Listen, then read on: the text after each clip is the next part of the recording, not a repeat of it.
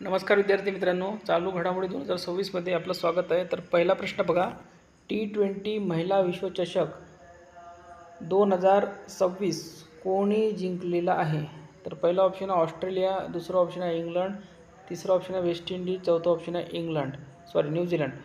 तर याचं योग्य उत्तर आहे ऑस्ट्रेलिया आणि उपविजेता कोण आहे? तर England.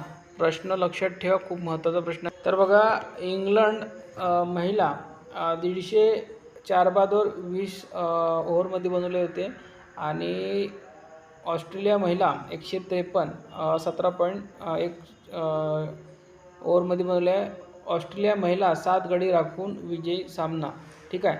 Player of the match कोण आहे? तर बेथ मुनी मालिकावीर आहे, स्पर्धेतील सर्वोत्तम खेळाडू ठरलेला आहे। Player of the tournament Beth मुनीच।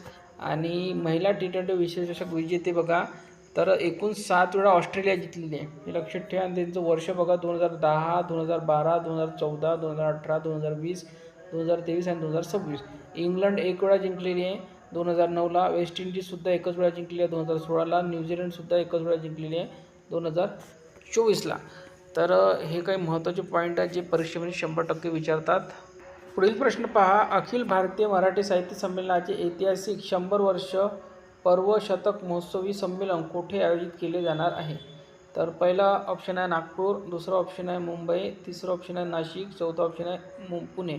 तर याचं योग्य उत्तर आहे पुणे, ऑप्शन नंबर 4।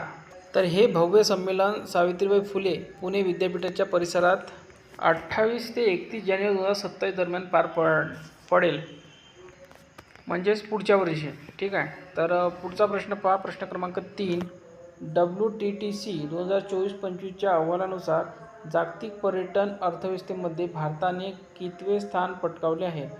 याचं पहिलं ऑप्शन आहे 6, दुसरं ऑप्शन आहे 7, तिसरं ऑप्शन आहे 8, चौथा ऑप्शन आहे 9। तर याचं योग्य उत्तर ऑप्शन नंबर 3, 8 वेळा। ठीक आहे, 8वे स्थान पटकावलेले आहे। पुढील प्रश्न पहा, कोणत्या राज्य सरकारने महिलांसाठी मोफत बस सेवा सुरू केली?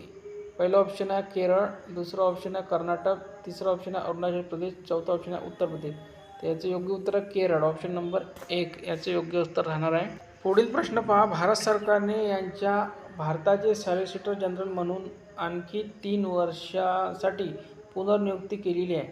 पहिलं ऑप्शन आहे तुषार मेहता, दुसरा ऑप्शन आहे सुजाता सौनिक, तिसरं ऑप्शन आहे प्रशांत लोखंडे, चौथा ऑप्शनसुद्धा तेच देण्यात आलं आहे। तर बघा, याचं योग्य उत्तर आहे तुषार मेहता, ऑप्शन नंबर 1। तर यांची 3 वर्षासाठी अजून पुनर्नियुक्ती केलेली आहे सॉलिसिटर जनरल भारताचे, प्रश्न विचारू शकतात।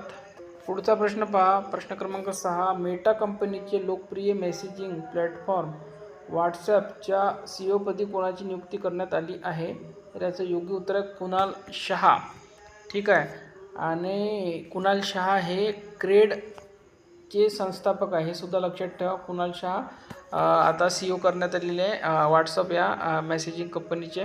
पुढचा प्रश्न पहा, प्रश्न क्रमांक 7, भूकंपग्रस्त व्हेनेझुएलाला मदत करण्यासाठी भारताने सुरू केलेल्या मानवतावादी मोहिमेला ऑपरेशनचे नाव काय देण्यात आलेले आहे असे विचारण्यात आले आहे? तर बघा, जे नाव देण्यात आले आहे ते अमिस्ताद, ऑपरेशन अमिस्ताद असे नाव देण्यात आलेले आहे, हे लक्षात ठेवा, खूप महत्त्वाचा ऑपरेशनचा प्रश्न 100% विचारतात। पुढचा प्रश्न पहा, 31वे लष्कर प्रमुख म्हणून जनरल कोणी लष्कर प्रमुख म्हणून कोणी पदभार स्वीकारलेला आहे? तर पहिला ऑप्शन आहे मनोज पांडे, दुसरा ऑप्शन आहे उपेंद्र द्विवेदी, तिसरा ऑप्शन आहे धीरज सेठ, चौथा ऑप्शन आहे मनोज मुकुंद नरवणे।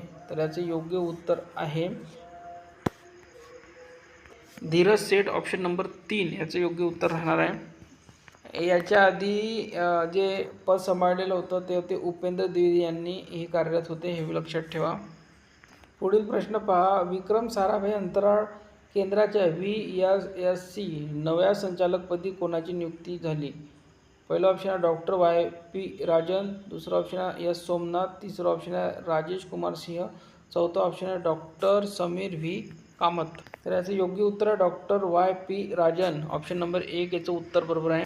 तर जे बाकीचे ऑप्शन आहेत ते बघूया, त्याचं एक्सप्लेनेशन बघूया। तर बघा, इस्रोचे वर्तमान प्रमुख जे आहे S सोमनाथन आहे, सध्या राजेश कुमार सिंह जे सध्या संरक्षण सचिव आहेत, हे DRDOचे सुद्धा डिफेन्स रिसर्च अँड डेव्हलपमेंट ऑर्गनायझेशनचे प्रमुखसुद्धा आहे, अतिरिक्त कारभार सांभाळत आहे.